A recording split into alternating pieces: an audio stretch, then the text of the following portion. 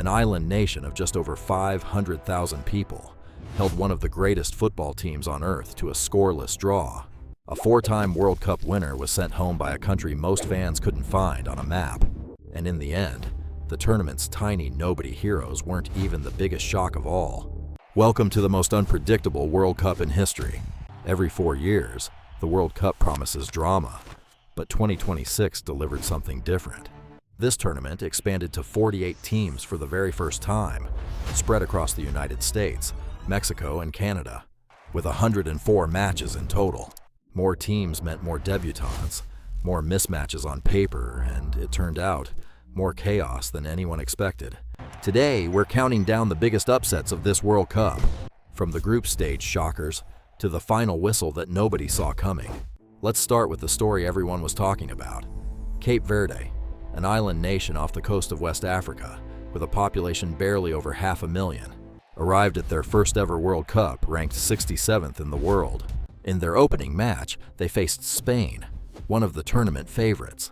Spain fired off 27 shots. Cape Verde's goalkeeper, Vozinha, stopped every single one. The match finished 0-0. Cape Verde followed that up with a 2-2 draw against Uruguay, one of the founding champions of the World Cup itself. It was, by any measure, one of the great underdog performances in the tournament's history. Cape Verde's run didn't stop there. In the round of 32, they faced defending champions Argentina and Lionel Messi. Twice, Cape Verde came from behind.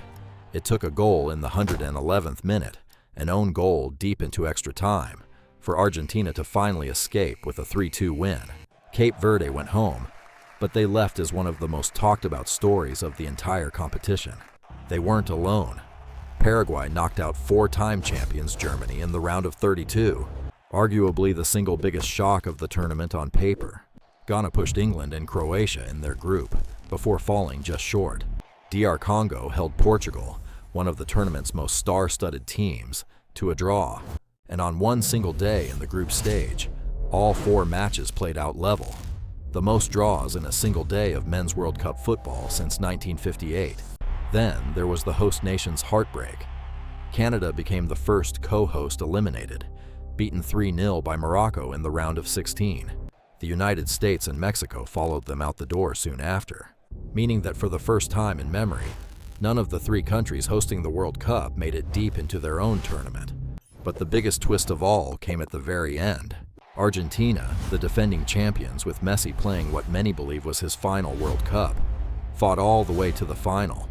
Waiting for them was Spain, the same team Cape Verde had held scoreless back in the group stage. This time, Spain delivered. After 98 scoreless minutes, Ferran Torres struck an extra time to win it, 1-0. Spain lifted their second World Cup trophy. Messi walked off in tears, collecting a runner-up medal in what was likely the final World Cup match of his career. A few numbers make this tournament's chaos even clearer. Spain became the first World Cup champion in history to win the entire tournament, while conceding just a single goal.